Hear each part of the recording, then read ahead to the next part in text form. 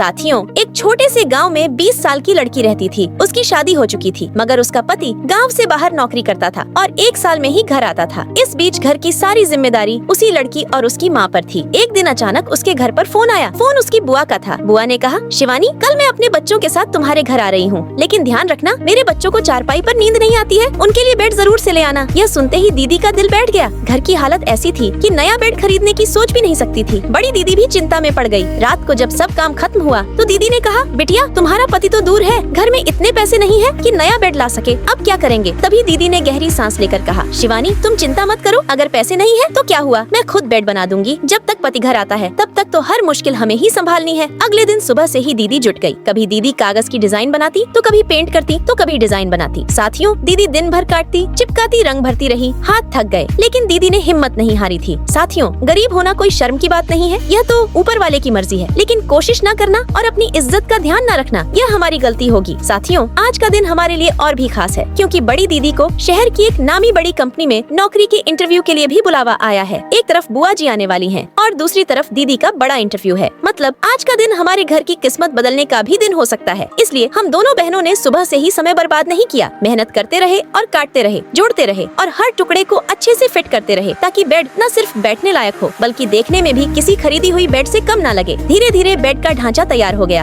अब हमने उसकी सीट और बैक को और मजबूत बनाने के लिए कपड़े और गद्दे का इस्तेमाल किया, ताकि बुआ जी बैठकर आराम महसूस करें। फिर उसके किनारों को अच्छे से सजाया, ताकि दिखने में आकर्षक लगे। साथियों, ये बेड सिर्फ बैठने का सामान नहीं, बल्कि हमारी मेहनत और हमारी इज्जत का प्रतीक है। हमारी मेहनत लगभग पूरी हो चुकी है, अब बेड तैयार होने ही वाला है और हम दोनों बहनों के चेहरे पर संतोष और उम्मीद साफ दिख रही है। अब देखना ये है कि बुआ जी बेड को पसंद करती है या नहीं, लेकिन उसे देखने से पहले रुक जा बेटा, मैं तुझे श्राप देती हूँ, आज रात 12 बजे तेरी माँ मर जाएगी। अगर तू अपनी माँ को सही सलामत देखना चाहता है तो इस लड़की की वीडियो को लाइक करके चैनल को सब्सक्राइब कर दे और कमेंट बॉक्स में माँ लिख दे, तेरी माँ बच जाएगी, ये मेरा आशीर्वाद है। साथियों, लास्ट में दीदी ने कितना सुंदर बेड बना दिया।